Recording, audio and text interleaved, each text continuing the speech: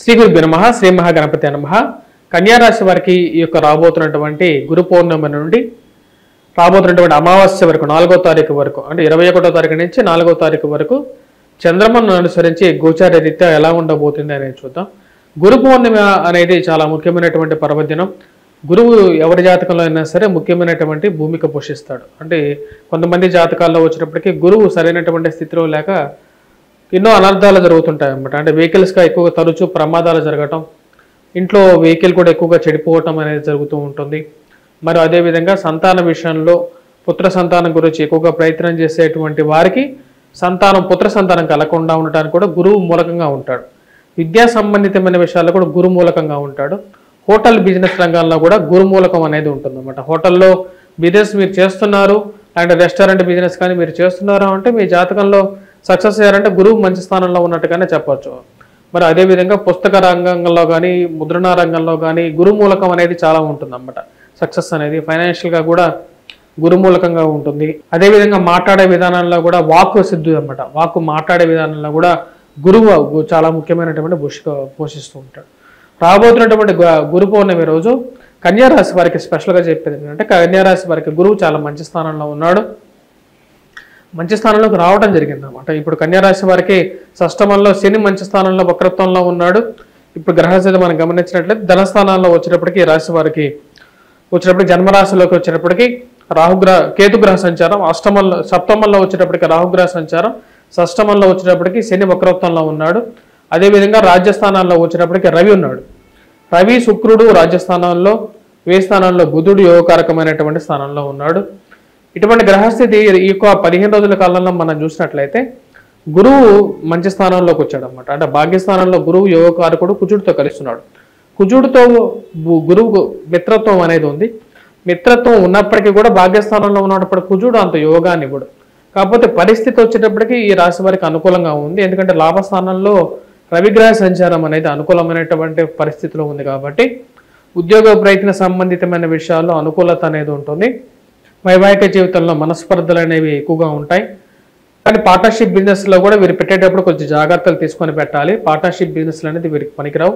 సప్తమంలో వచ్చేటప్పటికే రాహు ఉంటే పార్ట్నర్షిప్ బిజినెస్లో కొన్ని ఇష్యూస్ ఉంటాయి. జీవిత భాగస్వామితో ఎలాగైతే ఇష్యూస్ ఉన్నాయో అలాగే పార్ట్నర్షిప్ బిజినెస్లో కూడా దీనికి కొద్దిగా ప్రభావితం చూపిస్తుంటుంది. ట్రావెలింగ్ చేసేటప్పుడు కూడా కొంచెం జాగ్రత్తలు అనేవి కొన్ని జాగ్రత్తలు తీసుకొని వీరు ప్రయాణం చేయాలి. తండ్రి గారితో సయోధ్య అనేది కుదురుతుంది. తండ్రి గారితో పరపత్యాలు అనేవి తగ్గిపోతాయి. అదేవిధంగా సంతాన సంబంధితమైన విషయాల్లో కొంచెం అనుకూలత అనేది ఎక్కువగా పెరుగుతూ ఉంటుంది రాశి వారికి. తండ్రి తరపు ఆస్తి, తండ్రి తరపు బంధువులతో వీరు కలిసి తిరగటం, వారితో ఒక మంచి సయోధ్య అనేది కుదరటం అనేది ఒక మంచి ఇదిగా చెప్పచ్చు. అదేవిధంగా ఉన్నత స్థాయిలో ఉన్నటువంటి స్త్రీ పురుషులతో వీరికి ఒక కలయిక, వారితో ఫ్రెండ్షిప్ అనేది వీరికి బాగా కలిసి వచ్చే విధంగా ఉంటుంది. వారితో సత్సంబంధాలు అనేది ఏర్పడగలిగితే లాభస్థానంలో ఉన్నటువంటి రవి పూర్తి యోగకారకుడు అన్నమాట. రవి కొన్ని స్థలాల్లోనే యోగిస్తూ ఉంటాడు.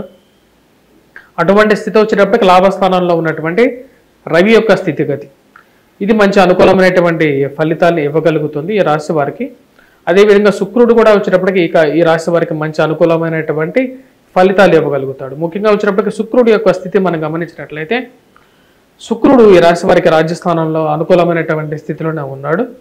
వాటికన్నా రవికు మంచి అనుకూలమైనటువంటి ఫలితాలు ఈ రాశి వారికి పొందగలుగుతారు అన్నమాట. అంటే ఈ రాశి వారికి లాభస్థానంలో రవి శుక్రుడు కలయిక, అదేవిధంగా వ్యయ స్థానంలో ఉన్నటువంటి బుధుడు, ఈ 3 గ్రహాలు యోగకారకంగా ఉన్నాయి. అదేవిధంగా గురువు కూడా యోగకారకమైనటువంటి స్థితిలో ఉన్నాడు. విద్యా సంబంధితమైన విషయాల్లో ఎక్కువగా అనుకూలమైనటువంటి ఫలితాలు ఈ రాశి వారు పొందగలుగుతారు. పోటీ పరీక్షలు రాస్తున్నటువంటి ఎవరైతే స్త్రీలు కానీ పురుషులు కానీ వారికి ఈ యొక్క 15 రోజుల్లో ఎవరికైనా ఎగ్జామ్స్ రాస్తున్నట్లయితే వాళ్ళ సక్సెస్ రేట్ అనేది ఎక్కువగా ఉంటుంది అన్నమాట. లక్ ఫ్యాక్టర్ కూడా ఇప్పుడు బాగా కలిసి వచ్చే విధంగా ఉంది. భాగ్యస్థానంలో ఉన్నటువంటి గురువు వచ్చేటప్పటికి గురువు యొక్క త్రిపాద దృష్టి వచ్చేటప్పటికి శుభాన్ని ఇస్తుంది. అదేవిధంగా శని యొక్క త్రిపాద దృష్టి వ్యతిరేకమైనటువంటి ఫలితాలు కూడా ఇస్తుంది. ఈ రాశి వారికి వచ్చేటప్పటికి నూతన గృహ కొనుగోలు, వాహన కొనుగోలు సంబంధితమైన విషయాల్లో కూడా గురువు యొక్క శుభదృష్టి అనేది యోగిస్తున్నది. భాగ్యస్థానంలో ఉన్నటువంటి గురువు పంచమాన్ని చూస్తాడు. అదేవిధంగా జన్మరాశిని చూస్తాడు అన్నమాట. జన్మరాశి చూసినప్పుడు ఆరోగ్యంలో సెల్ఫ్ కాన్ఫిడెన్స్ లెవెల్స్ అనేవి ఎక్కువగా ఉంటాయి. అదేవిధంగా తను చూసే ఇంకో దృష్టి వచ్చేటప్పటికి భాగ్య దృష్టి ఉంటుంది. భాగ్య దృష్టిలో చూసినప్పుడు వచ్చేటప్పటికి వాహన కొనుగోలులో అనుకూలమైనటువంటి ఫలితాలు కూడా మళ్ళీ రికవరీ చేసుకోగలుగుతారు. కానీ ఈ రాశి వారికి వచ్చినప్పటికీ సప్తమంలో ఉన్నటువంటి రాహువు జన్మరాశిలో ఉన్నటువంటి కేతు కొంచెం ప్రతిబంధకమైనటువంటి రిజల్ట్స్ ఇస్తారు. అది ఇందాక చెప్పినట్టుగా నేను వైవాహిక జీవితంలో కొన్ని కష్ట నష్టాలను కూడా ఇస్తారు. మరి అదేవిధంగా బిజినెస్ పరంగా స్పెక్యులేషన్స్ రొటేషన్స్ అనేవి బాగా అనుకూలమైనటువంటి స్థితిలోనే ఉండగలుగుతాయి. కొత్త ఆపర్చునిటీస్ అనేది పొందగలుగుతారు. కొత్త అవకాశాలు పొందడం, వాటిలో ఇన్వెస్ట్మెంట్స్ పరంగా కూడా ముందుకు రావడం అనేది ఒక మంచి శుభపరిణామంగా కూడా చెప్పచ్చు. ఈ రాశి వారికి బంగారం వ్యాపారం చేయాలి అనుకునే వారికి కూడా బాగా అనుకూలంగా ఉంటుంది. పుస్తక ముద్రణ రంగంలో ఉన్నటువంటి వారు, ట్రాన్స్ఫర్స్ రిలేటెడ్ ఇష్యూస్ చేస్తున్నటువంటి వారు, విదేశీయాన ప్రయత్నాలు చేస్తున్నటువంటి వారికి కూడా కొంచెం అనుకూలమైనటువంటి ఫలితాలు ఎక్కువగా ఉంటాయి రాశి వారికి. కానీ ఇన్వెస్ట్మెంట్స్ పరంగా ఈ రాశి వారికి వచ్చేటప్పటికి కొంచెం జాగ్రత్తలు తీసుకొని ముందుకు వెళ్ళాలి. భాగ్యస్థానంలో గురువుతో పాటు కుజుడు ఉండటం వల్ల అప్పుడప్పుడు లక్ ఫ్యాక్టర్లో రివర్స్ కూడా అవుతూ ఉంటుంది. అనుకున్నంత స్థాయిలో రాణిస్తూ సడన్గా ఒక్కొక్కసారి బ్యాడ్ లక్. ఎందుకంటే భాగ్యస్థానంలో గురువు ఉన్నప్పుడు, గురువుతో పాటు కుజుడు ఉన్నప్పుడు ఏంటంటే భాగ్యం అంటే ఏంటి, భాగ్యం అంటే లక్ ఫ్యాక్టర్ అనేది ఒక్కొక్కసారి రివర్స్ అవుతుంటుంది అనమాట.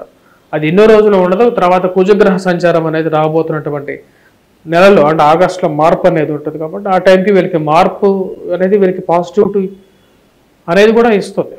అంటే రాబోతున్నటువంటి సెప్టెంబర్ తర్వాత వీరికి బాగా అనుకూలమైనటువంటి ఫలితాలు ఎక్కువగా కూడా పొందడం జరుగుతుంది. ఈ రాశి వారికి వచ్చేటప్పటికి వివాహ ప్రయత్న సంబంధితమైన విషయాల్లో సానుకూలపడతాయి. రెండో వారంలో ఎక్కువగా అవకాశాలు అనేవి గోచరిస్తూ ఉన్నాయి. ప్రేమ సంబంధితమైన వ్యవహారాలలో కొద్ది జాగ్రత్తలు అనేవి తీసుకోవాలి.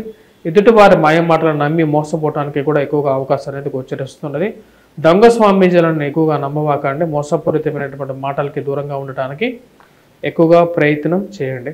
మీరు చేసుకోవాల్సినటువంటి పరిహారాల్లో ముఖ్యంగా రాహుగ్రహ ప్రభావం వల్ల ఈ రాశి వారు వచ్చినప్పటికీ దుర్గాదేవిని ఎక్కువగా పూజించినట్లయితే సానుకూలమైనటువంటి ఫలితాలు ఎక్కువగా పొందగలుగుతారు. జన్మరాశిలో కేతుగ్రహ సంచారం ఉంది కాబట్టి రాశి వారికి వినాయకుడిని ఎక్కువగా పూజించినట్లయితే సరిపోతుంది. మరి అదేవిధంగా ఈ రాశి వారు మిగతా గ్రహాల గురించి మనం మాట్లాడినట్లయితే స్థితిగతి రీత్యా ఈ యొక్క టైంలో రాబోతున్నటువంటి ఈ యొక్క 15 రోజుల కాలంలో సుబ్రహ్మణ్యేశ్వర స్వామి ఆరాధన కూడా వీరికి మంచి అనుకూలమైనటువంటి ఫలితాలు ఇస్తుంది. అదేవిధంగా గురుగ్రహ మంత్ర జపం అనేది విద్యార్థులు గురు పౌర్ణమి రోజు ముఖ్యంగా వచ్చినప్పటికీ పూజించాల్సినది ఆది శంకరాచార్యులు గారిని, అదేవిధంగా దత్తాత్రేయుడిని. ఎందుకంటే ముగ్గురు యొక్క ప్రతిరూపం, అంటే ముగ్గురు వేద పురుషులు, అంటే ముగ్గురు దేవుళ్ళ యొక్క ప్రతిరూపమైనటువంటి దత్తాత్రేయుడు అన్నమాట. అంటే శివుడు, విష్ణువు, అదేవిధంగా బ్రహ్మ యొక్క కలయికతో పుట్టినటువంటి దత్తాత్రేయుడిని ఎక్కువగా ఆరాధించండి. చాలా కష్టాలకి పరిపూర్ణంగా విముక్తి అనేది దత్త పారాయణంలోనే ఉంటుందన్నమాట. అంటే కాబట్టి మీరు దత్త చరిత్ర పారాయణం చేయటం అనేది మీకు ఎంతో శోభనిస్తుంది ఈ రాశి వారికి. స్వస్తి.